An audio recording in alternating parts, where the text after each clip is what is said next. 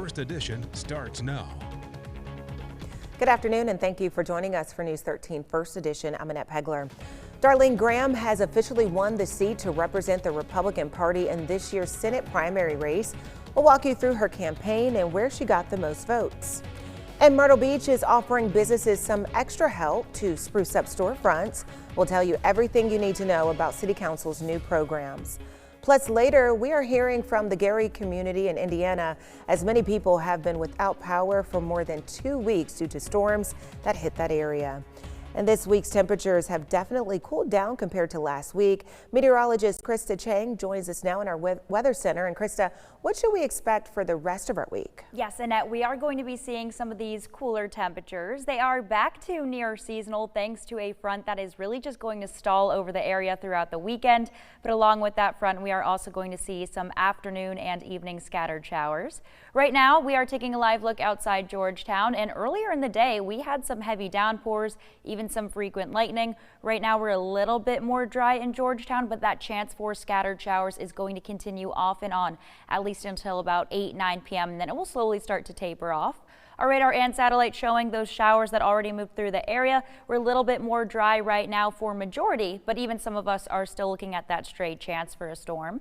Temperatures are very comfortable in those mid and upper 80s, 84 in Myrtle Beach, 86 degrees in Florence. And throughout the next couple of hours, temperatures are expected to dip down into the 70s. We're going to be very seasonable even for the overnight hours. Not expected to cool down too much more before temperatures warm back into the upper 80s for your Thursday, with more chances for some scattered showers. We'll have those details coming up in just a few minutes.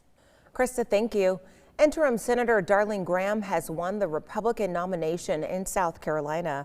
Graham defeated Congressman Ralph Norman in Tuesday's special primary runoff. Graham took 52% of the vote.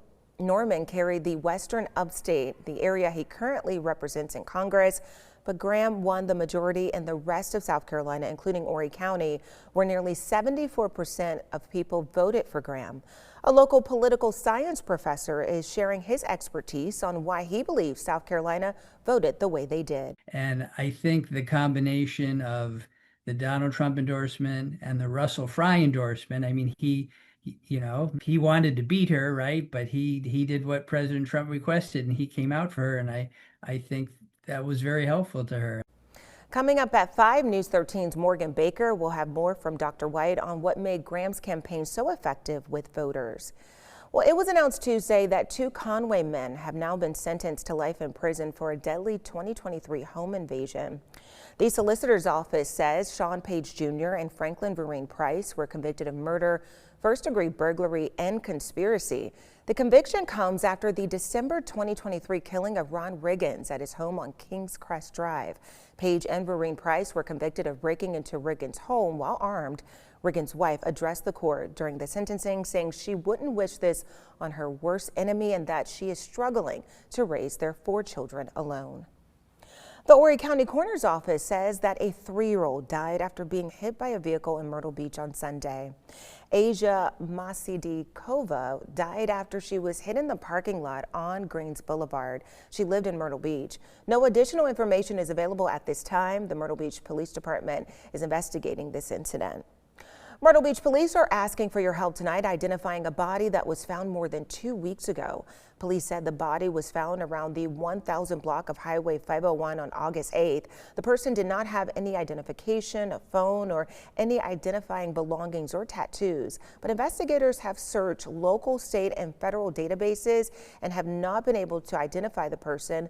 However, police did post a forensic post-mortem illustration on your screen right now intended to show representation of the person's disappearance or appearance.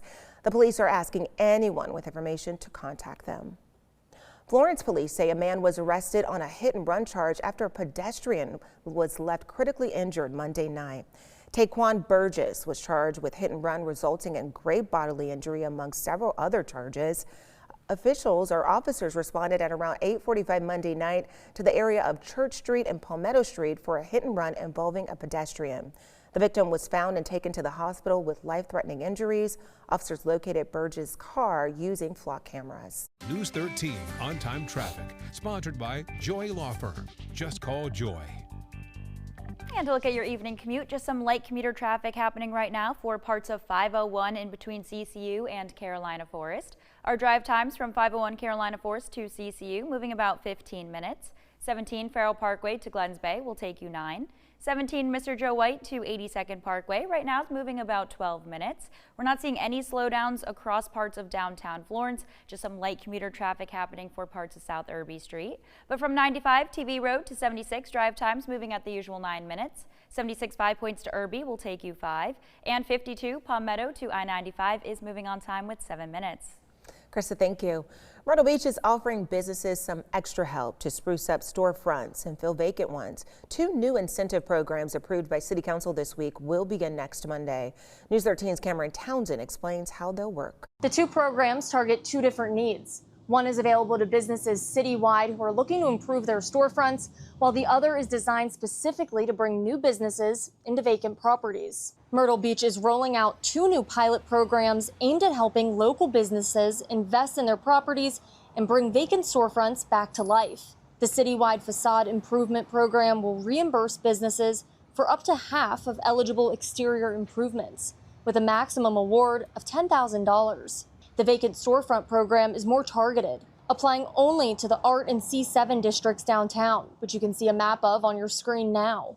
Both programs begin September 1st, but the city says businesses are already showing interest. This was presented to council in a workshop in June, so really nothing solidified, but we had a good conversation, and as a result, I've been contacted by over a dozen businesses already, and this was months before the program's been released. So can't say for sure, but the calls that I've fielded thus far are overwhelmingly positive, and it seems like a lot of businesses are excited. The facade program will have $150,000 available for the 1-year pilot program, and information on applications will be posted to the city's website when those programs launch on September 1st.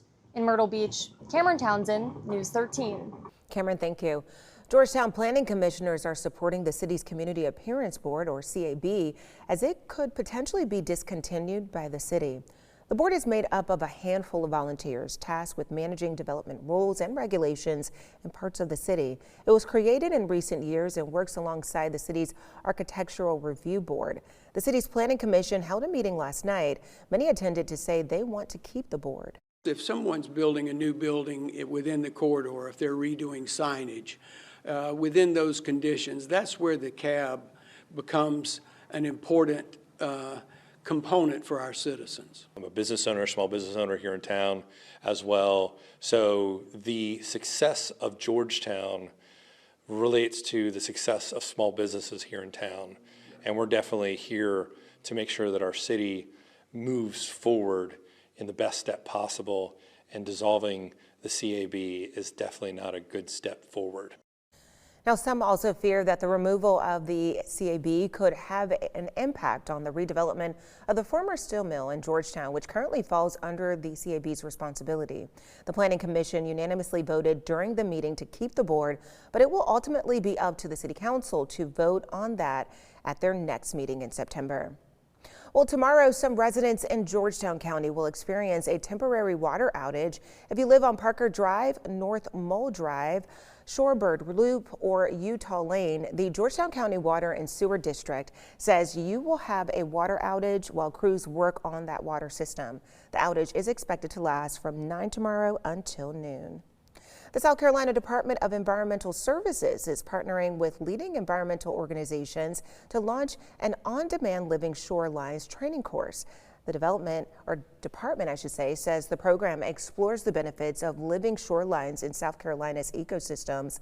Living shorelines use natural materials like oyster reefs and native vegetation to help keep the ecosystems resilient. If you are interested in participating in the course, you can visit the department's Facebook page. And we have a chance for some pop-up showers and storms throughout this evening, and then we get more chances for some showers and storms arriving throughout the weekend. We'll talk more about those details after the break.